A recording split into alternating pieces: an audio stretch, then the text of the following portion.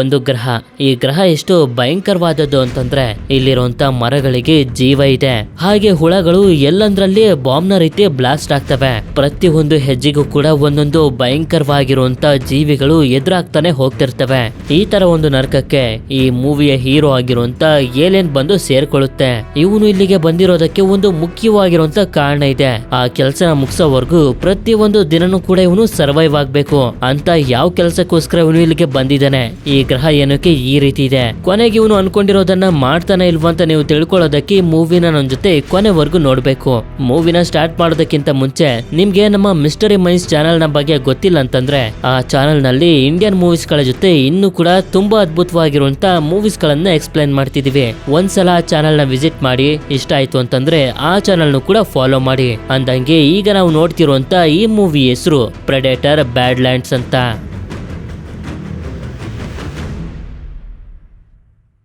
ಮೂವಿಯ ಮೊದಲ ಸೀನ್ ನಲ್ಲಿ ಮರುಭೂಮಿ ತರ ಇರುವಂತ ಒಂದು ಗ್ರಹನ ನಮ್ಗೆ ತೋರಿಸ್ತಾರೆ. ಈ ಗ್ರಹದ ಹೆಸರು ಯೋಚಾ ಪ್ರೈಮ್ ಅಂತ. ಇಲ್ಲೇ ಒಂದು ಸ್ಪೀಡ್ ಆಗಿ ಹೋಗ್ತಿರುವಂತ ವೆಹಿಕಲ್ ಇಂದ ಒಬ್ಬ ವ್ಯಕ್ತಿ ಬಂದು ಯಾರನ್ನೋ ಹುಡುಕ್ತಾ ಇಲ್ಲೇ ಇರುವಂತ ಬೆಟ್ಟದ ಒಳಗಡೆ ಬರ್ತಾನೆ. ಹೀಗೆ ಇವನು ಹುಡುಕಾಡ್ತಿರ್ಬೇಕಾದ್ರೆ ಹಿಂದೆಯಿಂದ ಯಾರೋ ಬಂದು ಅಟ್ಯಾಕ್ ಮಾಡ್ತಾರೆ. ಇವನು ಕೂಡ ಅವ್ರ ಜೊತೆ ಫೈಟ್ ಮಾಡೋದಕ್ಕೆ ಶುರು ಮಾಡ್ತಾನೆ. ಇಲ್ಲಿ ಇಬ್ರು ಕೂಡ ಬಿಟ್ಕೊಳ್ಳೋದಕ್ಕೆ ರೆಡಿ ಆಗಿರೋದಿಲ್ಲ, ಅಷ್ಟು ಭಯಂಕರವಾಗಿ ಫೈಟ್ ಅನ್ನ ಮಾಡ್ತಿರ್ತಾರೆ. ಹೀಗೆ ಫೈಟ್ ಮಾಡ್ತಾ ಆ ವೆಹಿಕಲ್ ನಲ್ಲಿ ಬಂದಂತ ವ್ಯಕ್ತಿ ಕೆಳಗಡೆ ಬೀಳ್ತಿರ್ಬೇಕಾದ್ರೆ ನಮ್ಗೆ ಗೊತ್ತಾಗೋದು ಇವರು ಯಾವುದೇ ತರದ ಮನುಷ್ಯರಲ್ಲ, ಯಾವ್ಚಾ ಅನ್ನೋ ಒಂದು ಪ್ರಜಾತಿಗೆ ಸೇರಿರುವಂತ ಏಲಿಯನ್ಸ್ ಗಳು. ಅಂದಂಗೆ ಇವನ ಹೆಸರು ಡೆಕ್ ಅಂತ. ಡೆಕ್ ಇಷ್ಟೊತ್ವರೆಗೂ ಫೈಟ್ ಮಾಡ್ತಿದ್ದು ಬೇರೆ ಯಾರ ಜೊತೆನೂ ಅಲ್ಲ, ಇವನ ಬ್ರದರ್ ಕ್ವಿ ಜೊತೆ. ನಂತರ ಕ್ವಿ ಡೆಕ್ ನ ಕರ್ಕೊಂಡು ಇವನ ಸ್ಪೇಸ್ ಶಿಪ್ ಗೆ ಬಂದು, ನೀನು ಬದುಕಬೇಕು ಅಂತಂದ್ರೆ ಬೇರೆ ಗ್ರಹಕ್ಕೆ ಹೋಗಿ ಬೇಟೆನಾಡಿ ನಿನ್ನ ನೀನು ಪ್ರೂವ್ ಮಾಡ್ಕೊಳ್ಬೇಕು ಅಂತ ಹೇಳ್ತಾ ಸಿಸ್ಟಮ್ ನಲ್ಲಿ ಒಂದಷ್ಟು ಗ್ರಹಗಳನ್ನ ತೋರಿಸ್ತಿರ್ತಾನೆ. ಆಗ ಡೆಕ್ಕುಗೆ ಒಂದು ವಿಚಿತ್ರವಾಗಿರುವಂತ ಗ್ರಹ ಕಾಣಿಸಿ ಇದ್ರ ಬಗ್ಗೆ ಕೇಳಿದಾಗ ಕ್ವಿ ಹೇಳ್ತಾನೆ, ಈ ಗ್ರಹದ ಹೆಸರು ಗೆನ್ನ ಅಂತ. ಈ ಗ್ರಹ ತುಂಬಾನೇ ಡೇಂಜರಸ್, ಇದರಲ್ಲಿ ಕಲಿಷ್ಕ್ ಅನ್ನೋ ಒಂದು ಕ್ರಿಯೇಚರ್ ಇದೆ, ಅದನ್ನ ನೋಡಿದ್ರೆ ಸ್ವತಃ ನಮ್ಮ ತಂದೆನೆ ಹೆದರ್ಕೊಳ್ತಾರೆ ಅಂತ. ಹಾಗಿದ್ರೆ ಅದ್ನೇ ನಾನು ಬೇಟೆ ಆಡ್ಕೊಂಡು ತಗೊಂಡ್ ಬರ್ತೀನಿ ಅಂತ ಡೆಕ್ ಹೇಳ್ತಿದ್ರೆ ಕ್ವಿ ಮಾತ್ರ ಅದಕ್ಕೆ ಒಪ್ಕೊಳ್ತಾನೆ ಇರೋದಿಲ್ಲ. ಹೀಗೆ ಇವರು ವಾದ ಮಾಡ್ತಿರ್ತಾರೆ. ಅದೇ ಸಮಯಕ್ಕೆ ಹೊರಗಡೆ ಯಾರೋ ಬರ್ತಾರೆ. ನೋಡಿದ್ರೆ ಬೇರೆ ಯಾರು ಅಲ್ಲ, ಇವರಿಬ್ಬರ ತಂದೆ. ನಂತರ ಕ್ವಿ ಇವರ ತಂದೆ ಜೊತೆ ಮಾತಾಡ್ತಿರ್ಬೇಕಾದ್ರೆ ನಿಜವಾದ ವಿಷಯ ಏನು ಅಂತ ನಮ್ಗೆ ಗೊತ್ತಾಗ್ತಾ ಹೋಗುತ್ತೆ. ಇಲ್ಲಿ ಡೆಕ್ ನೋಡೋದಕ್ಕೆ ಬೇರೆ ಯೋಚಾ ಏಲಿಯನ್ಸ್ ಗಳಿಗಿಂತ ತುಂಬಾ ವೀಕ್ ಆಗಿ ಹಾಗೆ ಚಿಕ್ಕದಾಗಿ ಕಾಣಿಸ್ತಾನೆ. ಆದ್ರಿಂದ ಇವರ ತಂದೆ, ನಮ್ಮ ಫ್ಯಾಮಿಲಿಲಿ ನಮ್ಮ ಗುಂಪಿನಲ್ಲಿ ಯಾರು ಕೂಡ ವೀಕ್ ಆಗಿರೋರು ಇರಬಾರ್ದು, ಆದ್ರಿಂದ ಡೆಕ್ ನ ಸಾಯಿಸ್ಬಿಡು ಅಂತ ಕ್ವೀನ ಕಳಿಸಿರ್ತಾರೆ. ಇದೇ ಕಾರಣದಿಂದನೇ ಆಗ್ಲೇ ಬೆಟ್ಟದ ಒಳಗಡೆ ಕ್ವಿ ಮತ್ತೆ ಡೆಕ್ ಫೈಟ್ ಮಾಡ್ತಿದ್ದು. ಆದ್ರೆ ಕ್ವಿ ಮಾತ್ರ ನಾವು ಡೆಕ್ಕೊಂದು ಚಾನ್ಸ್ ಕೊಡ್ಬೇಕು, ಅವನು ಕೂಡ ಬೇಟೆ ಆಡ್ತಾನೆ ಅಂತ ಹೇಳ್ತಿದ್ರೆ ಇವರ ತಂದೆ ಮಾತ್ರ ಮಾತನ್ನೇ ಕೇಳದೆ ಡೆಕ್ ನ ಬಂದಿ ಮಾಡಿ ಸಾಯಿಸೋದಕ್ಕೆ ಕ್ವಿಗೆ ಹೇಳ್ತಾರೆ. ಆಗ ಕ್ವಿ ತುಂಬಾ ಬೇಜಾರ್ ಮಾಡ್ಕೊಂಡು ಇವನನ್ನ ಸಾಯಿಸೋ ರೀತಿ ಬಂದು ಇವನನ್ನ ಬಿಡಿಸಿ ಸ್ಪೇಸ್ ಶಿಪ್ ನ ಒಳಗಡೆ ಕಳಿಸಿ ಲಾಕ್ ಮಾಡಿ ಅದಾದ್ಮೇಲೆ ಇವನ ತಂದೆ ಜೊತೆ ಬಂದು ಫೈಟ್ ಮಾಡೋದಕ್ಕೆ ಶುರು ಮಾಡ್ತಾನೆ. ಆದ್ರೆ ಇವರ ತಂದೆ ತುಂಬಾನೇ ಸ್ಟ್ರಾಂಗ್ ಆಗಿರೋದ್ರಿಂದ ಕ್ವಿ ಕೈಯನ್ನೇ ಕಟ್ ಮಾಡ್ಬಿಡ್ತಾರೆ. ಇದನ್ನ ನೋಡಿ ಡೆಕ್ಗೆ ತುಂಬಾ ಕೋಪ ಬರ್ತಿರುತ್ತೆ. ಹೊರಗಡೆ ಬರೋದಕ್ಕೂ ಕೂಡ ಇವನ ಕೈಲಿ ಆಗ್ತಿಲ್ಲ. ಆದ್ರೆ ಕ್ವಿ ಮಾತ್ರ ಸಾಯೋದಕ್ಕಿಂತ ಮುಂಚೆ ಸ್ಪೇಸ್ ಶಿಪ್ ಅನ್ನ ಆಕ್ಟಿವೇಟ್ ಮಾಡ್ಬಿಡ್ತಾನೆ. ಇದರಿಂದ ಇವರ ತಂದೆ ಕ್ವಿ ಕತ್ತನ್ನ ಕಟ್ ಮಾಡ್ತಿದ್ದಂಗೆನೆ ಡೆಕ್ ಇರುವಂತ ಸ್ಪೇಸ್ ಶಿಪ್ ಈ ಗ್ರಹದಿಂದನೇ ಹೊರಗಡೆ ಹೊಟ್ಟೋಗುತ್ತೆ. ಸ್ವಲ್ಪ ಹೊತ್ತಿನ ನಂತರ ಡೆಕ್ ಇರುವಂತ ಸ್ಪೇಸ್ ಶಿಪ್ ಗೆನಾ ಗ್ರಹದ ಹತ್ರ ಬಂದು ಇಲ್ಲಿರುವಂತ ಕಲ್ಲುಗಳು ಇದಕ್ಕೆ ಹೊಡಿತಿರ್ಬೇಕಾದ್ರೆ ಡೆಕ್ಗೆ ಎಚ್ಚರ ಆಗುತ್ತೆ. ನೋಡಿದ್ರೆ ಸ್ಪೇಸ್ ಶಿಪ್ ತುಂಬಾನೇ ಡ್ಯಾಮೇಜ್ ಆಗ್ಬಿಟ್ಟಿರುತ್ತೆ. ಆಗ ಇವನು ಪೈಲಟ್ ಸೀಟ್ ನ ಒಳಗಡೆ ಕುಂತ್ಕೊಂಡು ಇದನ್ನ ಸ್ಪೇಸ್ ಶಿಪ್ ಇಂದಾನೆ ಡಿಟ್ಯಾಚ್ ಮಾಡ್ಬಿಡ್ತಾನೆ. ಯಾಕೆಂತಂದ್ರೆ ಸ್ಪೇಸ್ ಶಿಪ್ ಕ್ರಾಶ್ ಆಗೋದಕ್ಕೆ ಹೋಗ್ತಿದೆ. ಆಗ ಒಂದು ಕ್ರಿಯೇಚರ್ ಇವನ್ ಮೇಲೆ ಅಟ್ಯಾಕ್ ಮಾಡೋದಕ್ಕೆ ಬಂದ್ರೆ ಇವನು ಗ್ಲಾಸ್ ಅನ್ನ ಆನ್ ಮಾಡ್ಬಿಡ್ತಾನೆ. ಹಾಗೆ ಇಲ್ಲೇ ಇರುವಂತ ಕಾಡಿನ ಒಳಗಡೆ ಬಂದು ಬೀಳ್ತಾನೆ. ಸದ್ಯಕ್ಕೆ ಇವನಿಗೇನು ಆಗಿರೋದಿಲ್ಲ, ಸೇಫ್ ಆಗಿರ್ತಾನೆ. ಈಗ ಇವನಿಗೆ ಗೊತ್ತಾಗೋಗಿದೆ ಇದೇ ಗೆನಾ ಗ್ರಹ ಅಂತ. ಆದ್ರಿಂದ ಕ್ವಿ ಹೇಳಿರುವಂತ ಕ್ರಿಯೇಚರ್ ಕಲಿಷ್ಕ್ ನ ಬೇಟೆ ಆಡೋದಕ್ಕೆ ಎಲ್ಲಾ ವೆಪನ್ ಗಳನ್ನ ತಯಾರು ಮಾಡ್ಕೊಳ್ತಿರ್ತಾನೆ. ಇವನ ಹತ್ರ ಇರೋದು ಸ್ವಲ್ಪ ವೆಪನ್ಸ್ ಗಳಷ್ಟೇ, ಆದ್ರೂ ಕೂಡ ಧೈರ್ಯ ಕಳ್ಕೊಳ್ಳದೆ ರೆಡಿ ಆಗ್ತಿರ್ತಾನೆ. ಇದೇ ಸಮಯದಲ್ಲಿ ಯಾರೋ ಇವನ ಹಿಂದೆ ಓಡಾಡ್ತಿದ್ದಾರೆ ಅಂತ ಅನ್ಸಿ ಚೆಕ್ ಮಾಡ್ತಿರ್ಬೇಕಾದ್ರೆ ಜೀವ ಇರುವಂತ ಮರದ ಬಳ್ಳಿಗಳು ಬಂದು ಇವನ ಮೇಲೆ ಅಟ್ಯಾಕ್ ಮಾಡೋದಕ್ಕೆ ಶುರು ಮಾಡ್ತವೆ. ಇವುಗಳು ಎಷ್ಟು ಸ್ಟ್ರಾಂಗ್ ಆಗಿ ಆಗಿರ್ತವೆ, ಯಾವ ರೀತಿ ಅಟ್ಯಾಕ್ ಮಾಡ್ತಿರ್ತವೆ ಅಂತಂದ್ರೆ ಇವನ್ ಕೈಲಿ ಅಲುಗಾಡೋದಕ್ಕೂ ಕೂಡ ಆಗ್ತಿರೋದಿಲ್ಲ. ಆದ್ರೂ ಕೂಡ ಬಿಟ್ಕೊಡ್ದೆ ತುಂಬಾ ಕಷ್ಟಪಟ್ಟು ಇವುಗಳ ಜೊತೆ ಫೈಟ್ ಮಾಡ್ತಾ ಮಾಡ್ತಾ ಮುಂದೆ ಇರುವಂತ ಬೆಟ್ಟದ ಮೇಲೆ ಬರ್ತಾನೆ. ಅವುಗಳಿಗೆ ಬರೋದಕ್ಕಾಗದೆ ಸ್ಟಾಪ್ ಆಗೋಗ್ತವೆ. ಇವುಗಳ ಮಧ್ಯೆ ಸಿಗಾಕೊಂಡಿದ್ರಿಂದ ಆಗ್ಲೇ ಇವನು ರೆಡಿ ಮಾಡ್ಕೊಳ್ತಿದ್ದಂತ ವೆಪನ್ಸ್ ಗಳೆಲ್ಲ ಅಲ್ಲೇ ಉಳ್ಕೊಬಿಟ್ಟಿರ್ತವೆ. ನಂತರ ಇವನು ಇಲ್ಲೇ ಇರುವಂತ ಒಂದು ಎಲೆನ ನೋಡ್ತಿರ್ಬೇಕಾದ್ರೆ ಒಂದು ಹುಳ ಕಾಣಿಸುತ್ತೆ. ಆದ್ರೆ ಅದು ಹೂತ್ಕೊಳ್ತಿರೋದನ್ನ ನೋಡಿ ಎಸೆದ್ರೆ ಬಾಂಬ್ ನ ರೀತಿ ಬ್ಲಾಸ್ಟ್ ಆಗೋಗುತ್ತೆ. ಅಂದ್ರೆ ಈ ಗ್ರಹದಲ್ಲಿರುವಂತ ಪ್ರತಿ ಒಂದು ಜೀವಿಗಳು ಕೂಡ ತುಂಬಾನೇ ಡೇಂಜರಸ್. ಸರಿ ಅಂತ ಹೀಗೆ ಇವನು ಕಲಿಷ್ಕ್ ನ ಹುಡ್ಕೊಂಡು ಹೋಗ್ತಿರ್ಬೇಕಾದ್ರೆ ಉಸಿರಾಡ್ತಿರುವಂತ ಗಿಡಗಳನ್ನ ನೋಡ್ತಾನೆ. ಇವುಗಳ ಮೇಲೆ ಮುಳ್ಳುಗಳು ಕೂಡ ಇರ್ತವೆ. ಆಗ ಇಲ್ಲೇ ಮೇಲಿರುವಂತ ಒಂದು ಪಕ್ಷಿಯ ಗೂಡಲ್ಲಿ ಒಬ್ಳು ಲೇಡಿ ಹೇಳ್ತಿರ್ತಾಳೆ, ನೀನ್ ಅಪಾಯದಲ್ಲಿದ್ಯಾ, ನಾನ್ ಹೆಲ್ಪ್ ಮಾಡ್ತೀನಿ, ನನ್ನ ನಾನು ಬಿಡಿಸ್ಕೊಳ್ಳೋದಕ್ಕೆ ಯಾವ್ದಾದ್ರು ಟೂಲ್ ಕೊಡುವಂತ. ಅದೇ ಸಮಯಕ್ಕೆ ಒಂದು ಕ್ರಿಯೇಚರ್ ಬಂದು ಕಲ್ಲನ್ನ ಹಾಕ್ತಿದ್ದಂಗೆನೆ ಈ ಗಿಡಗಳು ಬ್ಲಾಸ್ಟ್ ಆಗ್ತಿರ್ತವೆ. ಆಗ ಮೇಲಿರುವಂತ ಲೇಡಿ ಮತ್ತೊಂದ್ಸಲ ಹೇಳ್ತಿರ್ತಾಳೆ, ನೀನು ಕಲೇಶ್ನ ತಾನೇ ಹುಡ್ಕೊಂಡ್ ಬಂದಿರೋದು, ಅವನ್ ಎಲ್ಲಿದ್ದಾರೆ ನನ್ಗೆ ಗೊತ್ತು ಅಂತ. ಆದ್ರೆ ಅದೇ ಸಮಯಕ್ಕೆ ಕ್ರಿಯೇಚರ್ ಮತ್ತೆ ಗಿಡಗಳನ್ನ ಬ್ಲಾಸ್ಟ್ ಆಗೋ ರೀತಿ ಮಾಡ್ತಿದ್ದಂಗೆನೆ ಒಂದು ಮುಳ್ಳು ಬಂದು ಚುಚ್ಚಿದ್ರಿಂದ ಪ್ರಜ್ಞೆ ತಪ್ತಿರ್ತಾನೆ. ಆದ್ರೆ ಇವನ ಹತ್ರ ಇರುವಂತ ಒಂದು ಸಣ್ಣ ವೆಪನ್ನ ಆ ಹುಡುಗಿಗೆ ಕೊಡ್ತಾನೆ.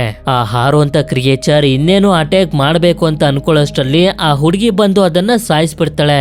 ಸ್ವಲ್ಪ ಹೊತ್ತಿನ ನಂತರ ಇವನಿಗೆ ಎಚ್ಚರ ಆದಾಗ ನನ್ನ ಹೆಸರು ತಿಯಾ ಅಂತ ಪರಿಚಯ ಮಾಡ್ಕೊಳ್ತಿರ್ತಾಳೆ. ಯಾವಾಗ ಇವನು ಇವಳನ್ನ ಮೇಲೆ ಎತ್ತುತ್ತಾನೋ ಆಗ್ಲೇ ನಮ್ಗೆ ಗೊತ್ತಾಗೋದು ಇವಳ ಕೆಳಗಿನ ಭಾಗ ಏನು ಇಲ್ಲ.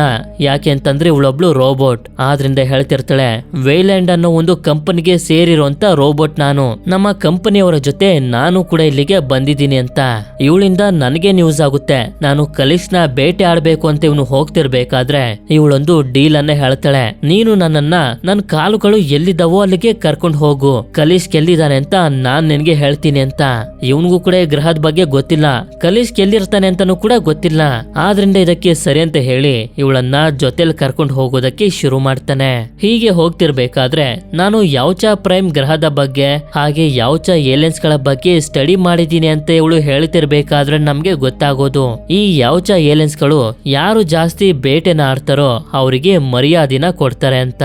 ಹೋಗ್ತಿರ್ಬೇಕಾದ್ರೆ ಇಂಬ್ರೆಸ್ ಅನ್ನೋ ಒಂದಷ್ಟು ಕ್ರಿಯೇಚರ್ಸ್ ಗಳು ಅಟ್ಯಾಕ್ ಮಾಡ್ತವೆ. ಅವುಗಳಿಗೆ ಊಟನೂ ಕೊಟ್ರೆ ಸುಮ್ನಾಗ್ತವೆ ಅಂತ ಡೆಕ್ಕುಗೆ ಹೇಳ್ಕೊಡ್ತಾಳೆ. ಆದ್ರೆ ಇವಳನ್ನ ಈ ರೀತಿ ಎತ್ಕೊಂಡು ಓಡಾಡೋದಕ್ಕೆ ಇವನ ಕೈಲಿ ಆಗ್ತಿರೋದಿಲ್ಲ.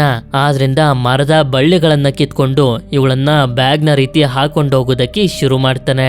ನಂತರ ರಾತ್ರಿ ಆಯ್ತು ಅಂತ ಇವರಿಬ್ರು ಒಂದು ಜಾಗದಲ್ಲಿ ಸ್ಟೇ ಮಾಡ್ತಿರ್ಬೇಕಾದ್ರೆ ತಿಯಾ ಡೆಕ್ಕುಗೆ ಹೇಳ್ತಿರ್ತಾಳೆ, ಒಂದು ಇಂಪಾರ್ಟೆಂಟ್ ಆಗಿರುವಂತ ಮಿಷನ್ಗೋಸ್ಕರ ವೇಲ್ಯಾಂಡ್ ಕಂಪನಿಯವರು ನನ್ನನ್ನ ಹಾಗೆ ನನ್ನ ಜೊತೆ ಒಂದು ದೊಡ್ಡ ಟೀಮ್ ಅನ್ನ ಈ ಗ್ರಹಕ್ಕೆ ಕಳಿಸಿದ್ರು. ನನ್ನ ಟೀಮ್ ನಲ್ಲಿರೋರೆಲ್ಲ ರೋಬೋಟ್ಸ್ ಗಳೇ. ಆದ್ರೆ ಅವರಲ್ಲಿ ಟೆಸಾ ಅನ್ನೊಬ್ಳು ಹುಡುಗಿ ಇದ್ದಾಳೆ. ಅವಳು ನೋಡೋದಕ್ಕೆ ನನ್ ರೀತಿನೇ ಕಾಣ್ತಾಳೆ. ನಾನು ಅವಳು ಕ್ಲೋಸ್ ಫ್ರೆಂಡ್ಸ್ ಗಳು.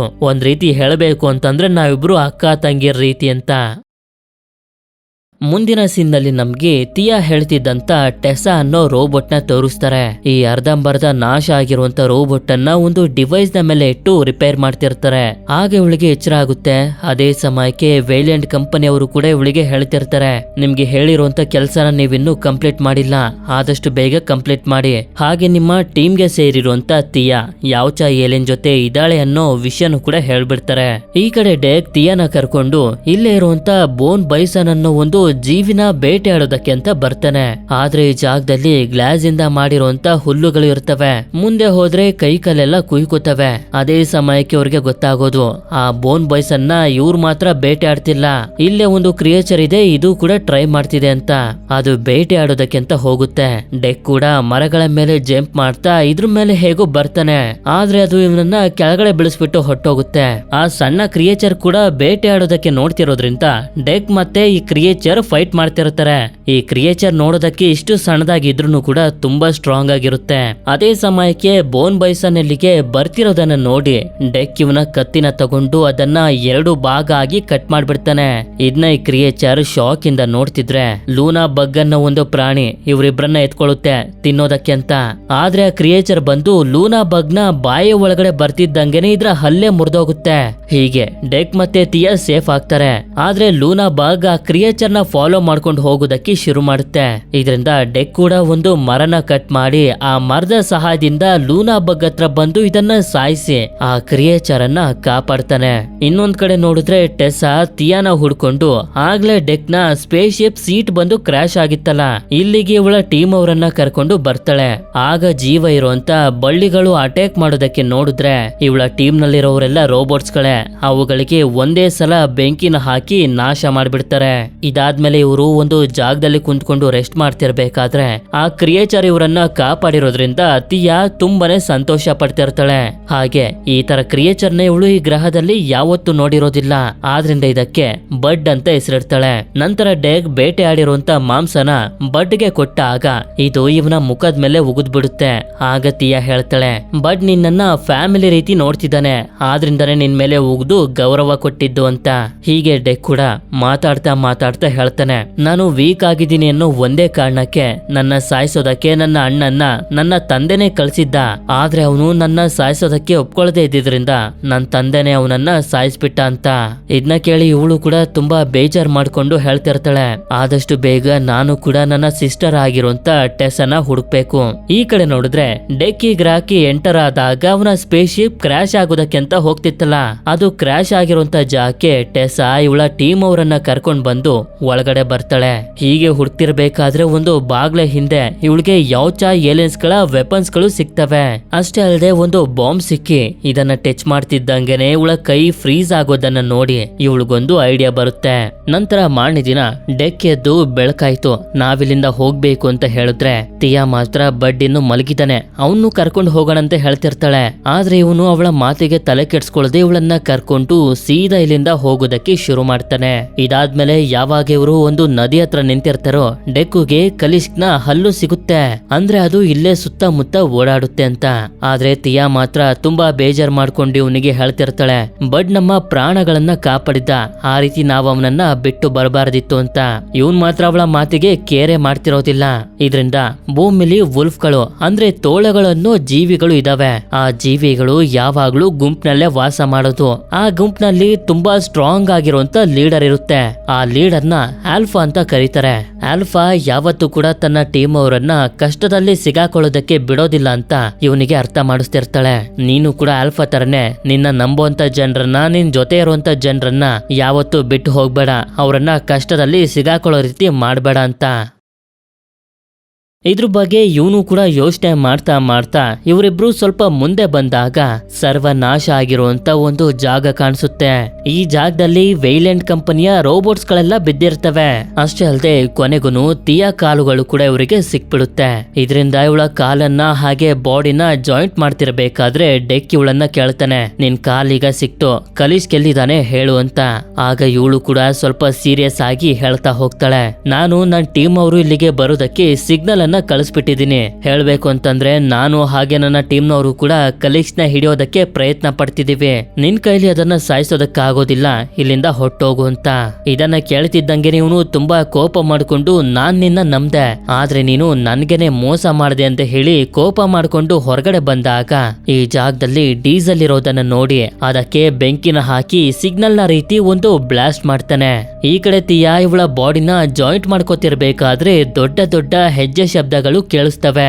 ನೋಡಿದ್ರೆ ಕಲೀಶ್ಕ ಬ್ಲಾಸ್ಟ್ ಅನ್ನ ನೋಡಿ ಡೆಕ್ ನ ಮುಂದೆ ಬಂದು ನಿಂತ್ಕೊಳ್ಳುತ್ತೆ. ಅಂದ್ರೆ ಇದು ಸಣ್ಣ ಪುಟ್ಟ ಜೀವಿ ಅಲ್ಲ. ನಂತರ ಡೆಕ್ ಏನೇ ಆದ್ರೂ ಪರವಾಗಿಲ್ಲ ಅಂತ ಇವನ ಹತ್ರ ಇರುವಂತ ಸಣ್ಣ ಪುಟ್ಟ ವೆಪನ್ ಗಳಿಂದಾನೇ ಅಟ್ಯಾಕ್ ಮಾಡ್ತಾ ಕೊನೆಗೆ ಇದರ ಬಾಲನು ಕೂಡ ಕಟ್ ಮಾಡ್ಬಿಡ್ತಾನೆ.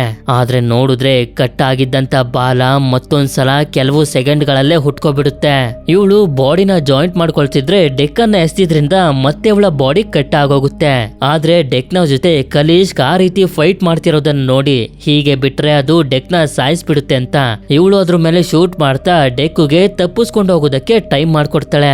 ಆದ್ರೆ ಇವನ್ ಮಾತ್ರ ಕಲೀಶ್ ನ ಬಾಲನ್ನ ಒಂದು ಡಿವೈಸ್ ಗೆ ಸಿಗಾಕೊಳ್ಳೋ ರೀತಿ ಮಾಡಿ ಇವನ ಕತ್ತಿಯಿಂದ ಇದ್ರ ಕತ್ತನ್ನೇ ಕಟ್ ಮಾಡ್ಬಿಡ್ತಾನೆ. ಆದ್ರೆ ಏನು ಪ್ರಯೋಜನ ಆಗೋದಿಲ್ಲ. ಇದ್ರ ತಲೆ ಮತ್ತೊಂದ್ಸಲ ಬಾಡಿಗೆ ಬಂದು ಸೇರ್ಕೊಬಿಡುತ್ತೆ. ಇನ್ನೇನು ಇವನನ್ನ ಹಿಡ್ಕೊಂಡು ಸಾಯಿಸ್ಬೇಕು ಅಂತ ಅನ್ಕೊಳ್ಳೋಷ್ಟ್ರಲ್ಲಿ ಇವನ ಬಾಡಿಯಿಂದ ಬರ್ತಿರುವಂತ ಸ್ಮೆಲ್ ಅನ್ನ ನೋಡಿ ಇದು ಶಾಂತವಾಗೋಗುತ್ತೆ. ಅದೇ ಸಮಯಕ್ಕೆ ಒಂದು ಬಾಂಬ್ ಬ್ಲಾಸ್ಟ್ ಆಗ್ತಿದ್ದಂಗೆನೆ ಕಲಿಶ್ ನ ಜೊತೆ ಡೆಕ್ ಕೂಡ ಫ್ರೀಸ್ ಆಗೋಗ್ತಾನೆ. ಸ್ವಲ್ಪ ಹೊತ್ತಿನ ನಂತರ ಇವನಿಗೆ ಎಚ್ಚರ ಆದಾಗ ನೋಡಿದ್ರೆ ಕಟ್ಟಾಕಿರ್ತಾರೆ. ತಿಯಾ ನನ್ನ ಬಿಡ್ಸು ಅಂತ ಹೇಳ್ತಿರ್ತಾನೆ. ನೋಡಿದ್ರೆ ಇದು ತಿಯಾ ಅಲ್ಲ, ಟೆಸಾ ಅಂದಂಗೆ ಟಿಯಾ ಕೂಡ ಇಲ್ಲೇ ಇರ್ತಾಳೆ. ನಂತರ ಇವಳು ಡೆಕ್ ಬ್ರೈನ್ ಅನ್ನ ಸ್ಕ್ಯಾನ್ ಮಾಡೋದಕ್ಕೆ ಶುರು ಮಾಡ್ತಾಳೆ. ಯಾಕೆಂತಂದ್ರೆ ಆಗ್ಲೇ ಸ್ಪೇಸ್ ಶಿಪ್ ನಲ್ಲಿ ತುಂಬಾ ಅಡ್ವಾನ್ಸ್ ಆಗಿರುವಂತ ವೆಪನ್ ಗಳನ್ನ ನೋಡಿದ್ಲಲ್ಲ, ಆ ರೀತಿ ವೆಪನ್ ಗಳನ್ನ ಹೇಗೆ ತಯಾರಿಸೋದು ಅಂತ ಇವನ ಮೆದ್ಲಿಂದ ಎಲ್ಲಾ ತರದ ಇನ್ಫಾರ್ಮೇಶನ್ ನ ತಗೊಳ್ಳೋದಕ್ಕೆ ಅಂತ ನೋಡ್ತಿರೋದು. ಟಿಯಾ ಟೆಸಾನ ನೋಡಿ ತುಂಬಾ ಸಂತೋಷ ಪಡ್ತಿರ್ತಾಳೆ. ಕೊನೆಗೂ ನನ್ನ ಕಾಪಾಡೋದಕ್ಕೆ ನೀನು ಬಂದೆ ಅಂತ. ಆದ್ರೆ ಟೆಸಾ ಮಾತ್ರ ಸೀರಿಯಸ್ ಆಗಿ ನಾನ್ ನಿನ್ನ ಕಾಪಾಡೋದಕ್ಕೆ ಬಂದಿರ್ಲಿಲ್ಲ, ಕಲಿಸ್ನ ಹಿಡ್ಕೊಂಡು ಹೋಗೋದಕ್ಕೆ ಬಂದಿದ್ದೆ ಅಂತ ಹೇಳ್ತಾಳೆ. ಅಂದ್ರೆ ಟಿಯಾ ಹಾಗೆ ಇವಳ ಮಾತಿಂದಾನೆ ಅರ್ಥ ಆಗೋಗುತ್ತೆ ನಾನ್ ಇವಳಿಗೆ ಇಂಪಾರ್ಟೆನ್ಸ್ ಅಲ್ಲ ಅಂತ. ಇದಾದ್ಮೇಲೆ ಟೆಸಾ ಡೆಕ್ ನ ಬ್ರೈನ್ ಇಂದ ಇನ್ಫಾರ್ಮೇಶನ್ ತಗೊಳ್ಳೋದಕ್ಕೆ ನೋಡ್ತಿದ್ರೆ, ಬೇಡ ಆ ರೀತಿ ಮಾಡ್ಬೇಡ, ಕಲಿಸ್ನ ಹಿಡಿಯೋದು ಮಾತ್ರ ನಮ್ ಕೆಲ್ಸ, ಇದು ನಮ್ ಕೆಲ್ಸ ಅಲ್ಲ ಅಂತ ಟಿಯಾ ಹೇಳ್ತಿರ್ತಾಳೆ. ಟೆಸಾ ಮಾತ್ರ ಕೇಳ್ತಾನೆ ಇರೋದಿಲ್ಲ. ಇದರಿಂದ ಇವಳು ಡಿವೈಸ್ ಅನ್ನೇ ಆಫ್ ಮಾಡ್ಬಿಡ್ತಾಳೆ. ಇವಳು ಈ ರೀತಿ ಆಡ್ತಿರೋದನ್ನ ನೋಡಿ ಟೆಸಾಗೆ ಕೋಪ ಬಂದು ಇವಳಿಂದ ನಮ್ಮ ಪ್ರಯೋಜನಕ್ಕೆ ಬರೋದಿಲ್ಲ, ಪ್ಯಾಕ್ ಮಾಡಿ ಬಿಸಾಕಿ ಅಂತ ಇವಳ ಟೀಮ್ ನವರಿಗೆ ಹೇಳ್ತಾಳೆ. ಆದ್ರಿಂದ ಟಿಯಾ ಹೇಗಾದ್ರೂ ಮಾಡಿ ನಾನು ಡೆಕ್ ನ ಕಾಪಾಡ್ಬೇಕು ಅಂತ ಇವನನ್ನ ಬಿಡಿಸಿ ವ್ಯಾನ್ ಇಂದ ಹೊರಗಡೆ ಕಳಿಸ್ಬಿಡ್ತಾಳೆ. ಆದ್ರೆ ಟೆಸಾ ಮತ್ತೆ ಇವಳ ಟೀಮ್ ನವರು ಅವನನ್ನ ಫಾಲೋ ಮಾಡ್ಕೊಂಡು ಹೋಗೋದಿಲ್ಲ. ಯಾಕೆಂತಂದ್ರೆ ಇವರಿಗೆ ಅವನಿಗಿಂತ ಇಂಪಾರ್ಟೆಂಟ್ ಕಲಿಸ್ ಮಾತ್ರ. ನಂತರ ನಮ್ಗೆ ವೇಲೆಂಡ್ ಕಂಪನಿಯವರು ವಾಸ ಮಾಡ್ತಿರುವಂತ ಬೇಸ್ ಅನ್ನ ತೋರಿಸ್ತಾರೆ. ಈ ಕಡೆ ನೋಡಿದ್ರೆ ತಪ್ಪಿಸ್ಕೊಂಡಿರುವಂತ ಡೆಕ್ ಕ್ರಾಶ್ ಆಗಿರುವಂತ ಇವನ ಸ್ಪೇಸ್ ಶಿಪ್ ಗೆ ಬಂದ ಹಾಗೆ ಇವನಿಗೆ ಅರ್ಥ ಆಗೋಗುತ್ತೆ ಟೆಸಾ ಇಲ್ಲಿರುವಂತ ವೆಪನ್ಸ್ ಗಳನ್ನೆಲ್ಲ ತಗೊಂಡ್ ಹೊಟ್ಟೋಗಿದ್ದಾಳೆ ಅಂತ. ಆದ್ರೆ ಇವನ ಬ್ರದರ್ ನ ಹೆಲ್ಮೆಟ್ ಮಾತ್ರ ಇಲ್ಲೇ ಇರುತ್ತೆ. ಅದನ್ನ ನೋಡಿ ಇವನು ಡಿಸೈಡ್ ಮಾಡ್ತಾನೆ ಇವನ ಬ್ರದರ್ ನ ಕಳ್ಕೊಂಡಿರೋ ರೀತಿ ಟಿಯಾನ ಕಳ್ಕೋಬಾರ್ದು, ಅವಳನ್ನ ಕಾಪಾಡ್ಬೇಕು ಅಂತ. ಅದಕ್ಕೆ ಮೊದಲು ಗ್ಲಾಸ್ ನ ರೀತಿ ಇರುವಂತ ಹುಲ್ಲುಗಳನ್ನ ಕಿತ್ಕೋತಾನೆ. ಅದಾದ್ಮೇಲೆ ಬ್ಲಾಸ್ಟ್ ಆಗುವಂತ ಹುಳಗಳು, ಅಷ್ಟೇ ಅಲ್ಲದೆ ಮುಳ್ಳುಗಳಿರುವಂತ ಗಿಡದ ಜೊತೆಗೆ ಆಗ್ಲೇ ಇಂಬ್ರಿಯಸ್ ಅನ್ನೋ ಕ್ರಿಯೇಚರ್ಸ್ ಗಳು ಅಟ್ಯಾಕ್ ಮಾಡ್ತಿರ್ಬೇಕಾದ್ರೆ ಟಿಯಾ ಹೇಳುದಲ್ಲ ಊಟನ ಕೊಟ್ರೆ ಅವು ಸುಮ್ನಾಗ್ತವೆ ಅಂತ. ಆ ರೀತಿ ಇವನು ಊಟನ ಕೊಟ್ಟು ಒಂದು ಇಂಬ್ರಿಯಸ್ ಕ್ರಿಯೇಚರ್ ನ ಫ್ರೆಂಡ್ ಮಾಡ್ಕೋತಾನೆ. ಆದ್ರೆ ಇದೇ ಸಮಯದಲ್ಲಿ ನೋಡಿದ್ರೆ ಬರ್ಡ್ ಕಲಿಸ್ ನ ಹೆಜ್ಜೆ ಗುರುತು ಮೇಲೆ ಕುಂತ್ಕೊಂಡು ತುಂಬಾನೇ ಬೇಜಾರ್ ಮಾಡ್ಕೊಂಡಿರುತ್ತೆ. ಆಗ್ಲೇ ಅವನಿಗೆ ನಿಧಾನವಾಗಿ ಅರ್ಥ ಆಗೋದು ಬರ್ಡ್ ಬೇರೆ ಯಾರು ಅಲ್ಲ, ಕಲಿಸ್ ನ ಮಗಳು ಅಂತ. ಇದಾದ್ಮೇಲೆ ಇವನು ಟಿಯಾ ಕಾಲನ್ನ ನಿಲ್ಲಿಸಿದಾಗ ಅದು ಟಿಯಾ ಬಾಡಿನ ಹುಡ್ಕೊಂಡು ಹೋಗುತ್ತೆ. ಇವರಿಬ್ರು ಕೂಡ ಅದನ್ನ ಫಾಲೋ ಮಾಡೋದಕ್ಕೆ ಶುರು ಮಾಡ್ತಾರೆ. ಈ ಕಡೆ ಬೇಸ್ ನಲ್ಲಿ ಟಿಯಾನ ಒಂದು ಬಾಕ್ಸ್ ನ ಒಳಗಡೆ ಬಂದಿ ಮಾಡಿ ಪ್ಯಾಕ್ ಮಾಡಿರ್ಬೇಕಾದ್ರೆ ಒಂದು ಗಾರ್ಡ್ ರೋಬೋಟ್ ನ ಮೇಲೆ ಆಸಿಡ್ ಬಿದ್ದು ಇದು ನಾಶ ಆಗೋಗುತ್ತೆ. ನೋಡಿದ್ರೆ ಆ ರೀತಿ ಮಾಡಿರೋದು ಬೇರೆ ಯಾರು ಅಲ್ಲ, ಡೆಕ್ ಕರ್ಕೊಂಡ್ ಬಂದಿದಲ್ಲ ಇಂಬ್ರಿಯಸ್ ಕ್ರಿಯೇಚರ್ ಅದೇನೆ. ಇದರ ಉಗುಳು ಆಸಿಡ್ ನ ರೀತಿ ಇರುತ್ತೆ. ನಂತರ ಟಿಯಾಳ ಕಾಲು ಅವಳನ್ನ ಹುಡ್ಕೊಂಡು ಎಲ್ಲೆಲ್ಲಿ ಹೋಗ್ತಿರುತ್ತೋ ಆ ಜಾಗದಲ್ಲಿರುವಂತ ಗಾರ್ಡ್ಸ್ ಗಳನ್ನೆಲ್ಲ ಡೆಕ್ ಮತ್ತೆ ಬರ್ಡ್ ನಾಶ ಮಾಡ್ತಿರ್ತಾರೆ. ಈ ಕಡೆ ಟೆಸಾ ವೇಲೆಂಡ್ ಕಂಪನಿಯವರಿಗೆ ವಿಷಯನ ಮುಟ್ಟಿಸ್ಬಿಟ್ಟಿರ್ತಾಳೆ, ನಾವು ಕಲಿಸ್ಕ್ ನ ಹಿಡಿದು ಬಿಟ್ಟಿದೀವಿ ಅಂತ. ಆದ್ರಿಂದ ಅವರು ಕೂಡ ಎಕ್ಸ್ಪೆರಿಮೆಂಟ್ ಮಾಡೋದಕ್ಕೆ ರೆಡಿ ಮಾಡ್ಕೊಳ್ಳಿ ಅಂತ ಹೇಳ್ತಾರೆ. ಆಕ್ಚುಲಿ ಎಕ್ಸ್ಪೆರಿಮೆಂಟ್ ಬೇರೆ ಯಾವ್ದಕ್ಕೂ ಅಲ್ಲ, ಕಲಿಸ್ಕ್ ನ ಎಷ್ಟೇ ಸಲ ಕಟ್ ಮಾಡಿದ್ರು ಅದು ಸಾಯೋದೇ ಇಲ್ವಲ್ಲ, ಆ ರೀತಿ ಅದು ಹೇಗೆ ಮತ್ತೆ ಜಾಯಿಂಟ್ ಆಗುತ್ತೆ ಅಂತ ತಿಳ್ಕೊಳ್ಳೋದಕ್ಕೇನೆ ಈ ಎಕ್ಸ್ಪೆರಿಮೆಂಟ್ ಅನ್ನ ಮಾಡ್ತಿರೋದು. ಈ ಕಡೆ ಅವಳ ಕಾಲು ಗಾರ್ಡ್ಸ್ ಗಳ ಜೊತೆ ಫೈಟ್ ಮಾಡ್ತಾ ಮಾಡ್ತಾ ಟಿಯಾ ಹತ್ರ ಬಂದು ತಲುಪುತ್ತೆ. ನಂತರ ಟಿಯಾ ಹಾಗೆ ಅವಳ ಕಾಲು ಎಲ್ಲಾ ಗಾರ್ಡ್ಸ್ ಗಳ ಜೊತೆ ಫೈಟ್ ಮಾಡಿ ಅವುಗಳನ್ನ ನಾಶ ಮಾಡ್ಬಿಡ್ತಾರೆ. ಅದೇ ರೀತಿ ಟೆಸಾ ಕೂಡ ಕಲಿಸ್ ನ ಎಕ್ಸ್ಪೆರಿಮೆಂಟ್ ಗೆ ರೆಡಿ ಮಾಡ್ಕೊಳ್ತಿರ್ತಾಳೆ. ಈ ಕಡೆ ಒಬ್ಬ ಗಾರ್ಡ್ ಡೆಕ್ ಗೆ ಗನ್ ಪಾಯಿಂಟ್ ಮಾಡಿದಾಗ ಹಿಂದೆಯಿಂದ ಟಿಯಾ ಬಂದು ಅವನನ್ನ ನಾಶ ಮಾಡ್ತಾಳೆ. ಇಷ್ಟೊತ್ತಿಗೆ ಇವಳ ಬಾಡಿನೂ ಕೂಡ ಜಾಯಿಂಟ್ ಆಗಿರುತ್ತೆ. ನಂತರ ಡೆಕ್ ಮತ್ತೆ ಬಡ್ ಇಲ್ಲಿಗೆ ಇವಳನ್ನ ಬಿಡಿಸೋದಕ್ಕೆ ಬಂದಿರೋದು ಅಂತ ಗೊತ್ತಾಗಿ ತುಂಬಾನೇ ಸಂತೋಷ ಪಡ್ತಾಳೆ. ಅದೇ ಸಮಯಕ್ಕೆ ಡೆಕ್ ಮುಖ್ಯವಾಗಿರುವಂತ ವಿಷಯನ ಹೇಳ್ತಾನೆ, ಬಡ್ ಬೇರೆ ಯಾರು ಅಲ್ಲ, ಕಲಿಸ್ ನ ಮಗಳು ಅಂತ. ಇದನ್ನ ಕೇಳ್ತಿದ್ದಂಗೆನೆ ಇವಳು ಕೂಡ ಸೇರಿ ಇವರಿಬ್ರು ಡಿಸೈಡ್ ಮಾಡ್ತಾರೆ ಕಲಿಸ್ ನ ಬಿಡಿಸ್ಬೇಕು ಅಂತ. ಈ ವಿಷಯ ಟೆಸಾಗೂ ಕೂಡ ಗೊತ್ತಾಗಿ ಅವ್ರ ಮೇಲೆ ಅಟ್ಯಾಕ್ ಮಾಡೋದಕ್ಕೆ ಅಂತ ರೆಡಿ ಮಾಡ್ಕೊತಿರ್ತಾಳೆ. ಇವರಿಬ್ರು ಒಂದು ಸೇಫ್ ಆಗಿರುವಂತ ಜಾಗದಲ್ಲಿದ್ರೆ ಈ ಕಡೆ ಡೆಕ್ ಎಲ್ಲರ ಕಣ್ಣಿಗೆ ಕಾಣೋ ರೀತಿ ಇರ್ತಾನೆ. ಇದರಿಂದ ಎಲ್ಲಾ ರೋಬೋಟ್ ಗಾರ್ಡ್ಸ್ ಗಳು ಇವನ್ ಮೇಲೆ ಅಟ್ಯಾಕ್ ಮಾಡೋದಕ್ಕೆ ಅಂತ ಬರ್ತಾರೆ. ಆದ್ರೆ ಇವನು ಮೊದ್ಲಿಂದಾನೇ ಒಂದು ಟ್ರ್ಯಾಪ್ ಅನ್ನ ರೆಡಿ ಮಾಡಿ ಇಟ್ಟಿರ್ತಾನೆ. ಆ ಬ್ಲಾಸ್ಟ್ ಆಗುವಂತ ಹುಳಗಳು ಬ್ಲಾಸ್ಟ್ ಆಗ್ತಿದ್ದಂಗೆನೆ ಇವರೆಲ್ಲರೂ ಕೂಡ ಬ್ಲಾಸ್ಟ್ ಆಗಿ ನಾಶ ಆಗೋಗ್ತಾರೆ. ಅದೇ ಸಮಯಕ್ಕೆ ಟೆಸಾ ಒಂದು ದೊಡ್ಡ ರೋಬೋಟ್ ನಲ್ಲಿ ಬಂದು ಇವನಿಗೆ ಶೂಟ್ ಮಾಡೋದಕ್ಕೆ ನೋಡಿದ್ರೆ ಇಂಬ್ರೇಸ್ ಅವನನ್ನ ಕಾಪಾಡೋದಕ್ಕೋಗಿ ಇದೇ ಸತ್ತೋಗುತ್ತೆ. ಇದನ್ನ ನೋಡಿ ಇವನಿಗೆ ತುಂಬಾನೇ ಕೋಪ ಬಂದು ಇವಳ ಜೊತೆ ಫೈಟ್ ಮಾಡೋದಕ್ಕೆ ಶುರು ಮಾಡಿದ್ರೆ ಈ ರೋಬೋಟ್ ತುಂಬಾನೇ ದೊಡ್ಡದಾಗಿರುತ್ತೆ. ಈ ಕಡೆ ನೋಡಿದ್ರೆ ಟಿಯಾ ಕಲಿಸ್ನ ಬಿಡಿಸೋದಕ್ಕೆ ಅಂತ ಬಂದಿರ್ತಾಳೆ. ಈ ಕಡೆ ಡೆಕ್ ಫೈಟ್ ಮಾಡೋದಕ್ಕೆ ನೋಡ್ತಿದ್ರೆ ಈ ರೋಬೋಟ್ ತುಂಬಾನೇ ದೊಡ್ಡದಾಗಿರುತ್ತೆ, ತುಂಬಾ ಕಷ್ಟ ಕೂಡ ಆಗ್ತಿರುತ್ತೆ. ಆಗ ಅದೇ ಸಮಯಕ್ಕೆ ಇಲ್ಲಿಗೆ ಕಲಿಸ್ ಬಂದು ಈ ದೊಡ್ಡ ರೋಬೋಟ್ ನ ಜೊತೆ ಫೈಟ್ ಮಾಡೋದಕ್ಕೆ ಶುರು ಮಾಡುತ್ತೆ. ಆದ್ರೂ ಕೂಡ ಟೆಸಾ ಇದ್ರ ಮೇಲೆ ಅಟ್ಯಾಕ್ ಮಾಡ್ತಾ ಮತ್ತೆ ಬಾಂಬ್ ಹಾಕಿ ಫ್ರೀಸ್ ಮಾಡೋದಕ್ಕೆ ನೋಡ್ತಾಳೆ. ಆದ್ರೆ ಈ ಸಲ ಡೆಕ್ ಅದನ್ನ ತಡಿತಿದ್ದಂಗೆನೆ ಕಲಿಸ್ಗೆ ರೋಬೋಟ್ ಅನ್ನ ನಾಶ ಮಾಡಿ ಅಟ್ಯಾಕ್ ಮಾಡೋದಕ್ಕೆ ನೋಡ್ತಿರುವಂತ ಟೆಸಾನು ಕೂಡ ತಿಂದು ಬಿಡುತ್ತೆ. ಇದಾದ್ಮೇಲೆ ಇದಾದ್ಮೇಲೆ ಕಲಿಶ್ ಮತ್ತೆ ಬರ್ಡ್ ಒಂದಾಗಿರೋದ್ರಿಂದ ತುಂಬಾನೇ ಸಂತೋಷ ಪಡ್ತಿರ್ತಾರೆ. ಅದೇ ರೀತಿ ಡೆಕ್ ಕೂಡ ಕಲಿಶ್ನ ತನ್ನ ಫ್ರೆಂಡ್ ಅಂತ ಆಕ್ಸೆಪ್ಟ್ ಮಾಡ್ಕೊಂಡಿರ್ತಾನೆ. ಹೀಗೆ ಎಲ್ಲ ಸರಿ ಹೋಯ್ತು ಅಂತ ಇವ್ರು ಅನ್ಕೊಂಡ್ರೆ ಅದೇ ಸಮಯಕ್ಕೆ ಕಲಿಶ್ ವಿಚಿತ್ರವಾಗಿ ಬಿಹೇವ್ ಮಾಡೋದಕ್ಕೆ ಶುರು ಮಾಡುತ್ತೆ. ಹಾಗೆ ಸಂಪೂರ್ಣವಾಗಿ ಫ್ರೀಸ್ ಕೂಡ ಆಗಿ ಬ್ಲಾಸ್ಟ್ ಆಗೋಗುತ್ತೆ. ನೋಡಿದ್ರೆ ಅದ್ರ ಒಳಗಡೆ ಟೆಸಾ ಇನ್ನು ಕೂಡ ಜೀವಂತವಾಗಿರ್ತಾಳೆ. ಬಡ್ ಅಂತೂ ತುಂಬಾ ಬೇಜಾರ್ ಮಾಡ್ಕೊಬಿಟ್ಟಿರುತ್ತೆ. ಫ್ರೀಸ್ ಆಗಿದ್ರಿಂದ ಕಲಿಶ್ಗೀಗ ಮತ್ತೆ ಜೀವಂತಗೊಳ್ಳೋದಕ್ಕಾಗೋದಿಲ್ಲ. ಈ ಕಡೆ ಟೆಸಾ ತೀಯನ್ನ ಸಾಯಿಸೋದಕ್ಕೆ ಅಂತ ಬರ್ತಿರ್ಬೇಕಾದ್ರೆ ಡೆಕ್ಕೆ ಇವಳನ್ನ ಸಾಯಿಸ್ಬಿಡ್ತಾನೆ. ಹಾಗೆ ಬಟ್ ಕೂಡ ರಿವೆಂಜ್ ಅನ್ನ ತಗೊಳುತ್ತೆ. ಈಗ ಇವ್ರು 3 ಜನ ಸೇರಿ ಡಿಸೈಡ್ ಮಾಡ್ತಾರೆ ಇನ್ಮೇಲೆ ನಾವು ಒಂದು ಫ್ಯಾಮಿಲಿ ಆಗಿ ಜೊತೆಲೇ ಇರಬೇಕು ಅಂತ. ಇದಾದ್ಮೇಲೆ ಡೆಕ್ ಸ್ಪೇಸ್ಶಿಪ್ ಅನ್ನ ತಗೊಂಡು ಸೀದಾ ಬರೋದೇ ಯಾವ್ಚಾ ಪ್ರೈಮ್ ಗ್ರಹಕ್ಕೆ. ಯಾಕೆ ಅಂತಂದ್ರೆ ಇವನ ಬ್ರದರ್ ಅನ್ನ ಸಾಯಿಸಿರೋದಕ್ಕೆ ಇವನ ತಂದೆ ಮೇಲೆ ರಿವೆಂಜ್ ಅನ್ನ ತಗೊಳ್ಳೋದಕ್ಕೆ ಅಂತ ಬಂದಿರೋದು. ಮೊದ್ಲು ಇವನ ತಂದೆಯ ಬಾಡಿ ಗಾರ್ಡ್ಸ್ ಗಳ ಜೊತೆ ಫೈಟ್ ಮಾಡಿ ಈಸಿಯಾಗಿ ಅವರನ್ನ ಸಾಯಿಸ್ಬಿಡ್ತಾನೆ. ಇದರಿಂದ ಇವನ ತಂದೆ ಇವನ್ ಜೊತೆ ಫೈಟ್ ಮಾಡೋದಕ್ಕೆ ಬಂದಾಗ ಇವನು ಕೂಡ ಫೈಟ್ ಮಾಡ್ತಿರ್ತಾನೆ. ಇಷ್ಟೊತ್ತಿಗೆ ಡೆಕ್ ತುಂಬಾ ಸ್ಟ್ರಾಂಗ್ ಆಗ್ಬಿಟ್ಟಿರ್ತಾನೆ. ಇದರಿಂದ ಇವನ ತಂದೆ ಮಾಯ ಆಗಿ ಇವನ್ ಜೊತೆ ಫೈಟ್ ಮಾಡೋದಕ್ಕೆ ನೋಡಿದ್ರೆ ಡೆಕ್ ಕೂಡ ಸ್ಪೇಸ್ಶಿಪ್ ಅನ್ನ ಸ್ಟಾರ್ಟ್ ಮಾಡ್ತಾನೆ. ಅದ್ರ ಧೂಳು ಓಡಾಡ್ತಿದ್ದಂಗೆನೆ ಇವನ ತಂದೆ ಎಲ್ಲಿದ್ದಾರೆ ಅಂತ ಕಾಣೋದಕ್ಕೆ ಶುರು ಆಗುತ್ತೆ. ಅದ್ರ ಸಹಾಯದಿಂದ ಇವನ ತಂದೆನ ಸೋಲಿಸ್ಬಿಡ್ತಾನೆ. ಆದ್ರೆ ಇವನ ತಂದೆ ಮಾತ್ರ ಇವನು ಇಷ್ಟೊಂದು ಸ್ಟ್ರಾಂಗ್ ಆಗಿರೋದ್ರಿಂದ ಸಂತೋಷ ಪಡ್ತಿರ್ತಾನೆ. ಅಷ್ಟೊತ್ತಿಗೆ ಇಲ್ಲಿಗೆ ಬಡ್ ಬಂದು ಇವನನ್ನ ತಿಂದು ಬಿಡ್ತಾಳೆ. ಇದು ಕೂಡ ಬೆಳೆದ್ ಬಿಟ್ಟಿರುತ್ತೆ. ನಂತರ ಡೆಕ್ ಇವನ ತಂದೆಯಿಂದ ಮಾಯ ಆಗುವಂತ ಟೆಕ್ನಾಲಜಿನ ತಗೊಂಡು ಇಲ್ಲಿಂದ ಹೋಗ್ಬೇಕು ಅಂತ ರೆಡಿ ಆಗ್ತಿರ್ಬೇಕಾದ್ರೆ ಒಂದು ಸ್ಪೇಸ್ಶಿಪ್ ಇವರ ಕಡೆಗೆ ಬರ್ತಿರುತ್ತೆ. ಆಗ ಡೆಕ್ ಹೇಳ್ತಾನೆ ಅದ್ರ ಒಳಗಡೆ ನನ್ನ ತಾಯಿ ಇರೋದು, ನಮ್ ಜೊತೆ ಫೈಟ್ ಮಾಡೋದಕ್ಕೆ ಬರ್ತಿರೋದು ಅಂತ. ಇಲ್ಲಿಗೆ ಈ ಮೂವಿ ಎಂಡ್ ಆಗುತ್ತೆ. ಈ ಮೂವಿ ನಿಮ್ಮೆಲ್ಲರಿಗೂ ಇಷ್ಟ ಆಗಿರುತ್ತೆ ಅಂತ ಅನ್ಕೊಂಡಿದೀನಿ. ಇಷ್ಟ ಆಗಿತ್ತು ಅಂತಂದ್ರೆ ನನಗೆ ಕಮೆಂಟ್ ಮಾಡಿ ತಿಳಿಸಿ ಈ ಮೂವಿಲಿ ಕಲಿಶ್ನ ಮಗಳ ಹೆಸರೇನು ಅಂತ. ಹಾಗೆ ವಿಡಿಯೋ ಇಷ್ಟ ಆಗಿತ್ತು ಅಂತಂದ್ರೆ ಲೈಕ್ ಮಾಡಿ. ಸಿಗೋಣ ಮತ್ತೊಂದು ಅಮೇಜಿಂಗ್ ಆಗಿರುವಂತ ವಿಡಿಯೋದಲ್ಲಿ. Until then, stay tuned, Mr. Explainer Kannada.